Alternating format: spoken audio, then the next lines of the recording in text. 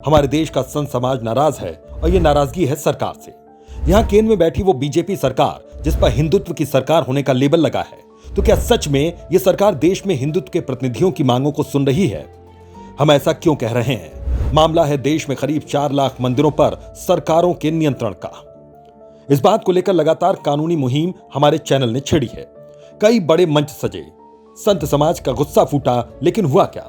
मंदिरों का नियंत्रण रखना संविधान की मूल भावना के खिलाफ मानते हुए सुप्रीम कोर्ट का दरवाजा खटखटाया गया। साथ ही धार्मिक सामाजिक आंदोलन भी जोर पकड़ रहा है। सुप्रीम कोर्ट में वकील अश्विनी कुमार उपाध्याय ने अपनी याचिका में 2 विकल्प रखे। उन्होंने कहा कि सरकार तुरंत मंदिरों से अपना नियंत्रण छोड़े या फिर मस्जिदों, दरगाहों और गिरजाघरों पर भी अपना कब्जा जमाए। लेकिन सरकारों की बात करें, जी हां, उसी बीजेपी सरकार की जो हिंदुओं का हितैषी बनने की बात करती है। मजे की बात यह है कि इस हिंदू हितैषी सरकारें भी मंदिरों को नियंत्रण मुक्त करना तो दूर, उल्टे इसका दायरा और बढ़ाती नहीं। उदाहरण के लिए उत्तराखंड यानी कि देवभूमि को ही ले लीजिए। त्रिवेंद्र सिंह रावत की सरकार ने 4 धाम एक्ट लाकर राज्य के मुख्य मंदिरों को अपने कब्जे में ले लिया था।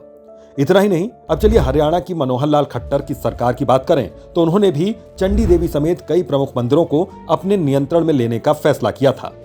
लेकिन तमिलनाडु और कर्नाटक के चुनावों में यही बीजेपी मंदिरों को मुक्त करवाने के वादे करती है। सवाल यहां बड़ा ये खड़ा होता है कि क्यों नहीं सरकारें दूसरे धर्म के धार्मिक स्थलों का पैसा अपने नियंत्रण में लेती हैं, और मंदिरों का पैसा कहां जाता है इसकी जानकारी लेने के लिए जब लॉ स्ट्रीट भारत ने आरटीआई का सहारा लिया तो नतीजा खाली हाथ ही निकला। कई राज्यों की सरकारों को तो ये तक नहीं पता कि राज्य के मंदिर उनके कब्जे में हैं। जिन्हें पता है वो इसे न खत्म करने पर दलील देते हैं कि सरकार के हाथों में मंदिरों के पैसों के प्रबंधन उचित है और ये विकास कार्यों के लिए इस्तेमाल किया जाता है। लेकिन सवाल ये कि इन्हीं पैसों से दूसरे धर्म के लोगों को धार्मिक यात्राएं करवाने में कौन से देश का विकास है और हमारे देश के मंदिरों के रखरखाव में इतनी कमी क्यों है? साथ ही यह भी कहा जाता है कि सरकार का नियंत्रण होने से मंदिरों के जरिए सामाजिक न्याय को भी मजबूती दी जाती है।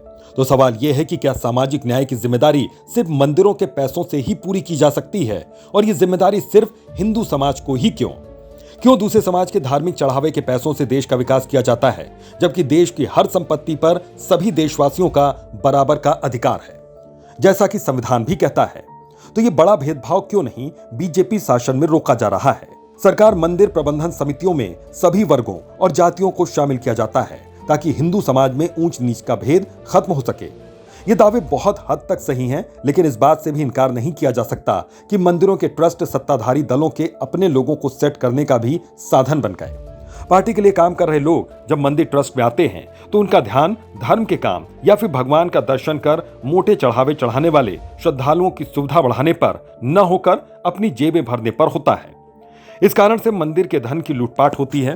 हालांकि मंदिर मुक्ति के विरोध में सबसे बड़ी दलील ये भी है कि दान में मिलने वाले धन का पंडों पुजारियों में बंदरबाट करने की अनुमति नहीं दी जा सकती। लेकिन सच्चाई ये भी है कि सत्ताधारियों की जेब भी इसी पैसे से गर्म हो रही है।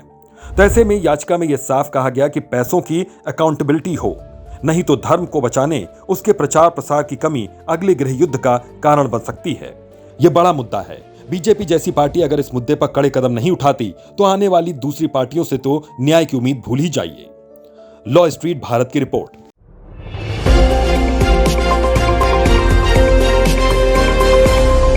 लॉ स्ट्रीट भारत, राष्ट्र के हित में।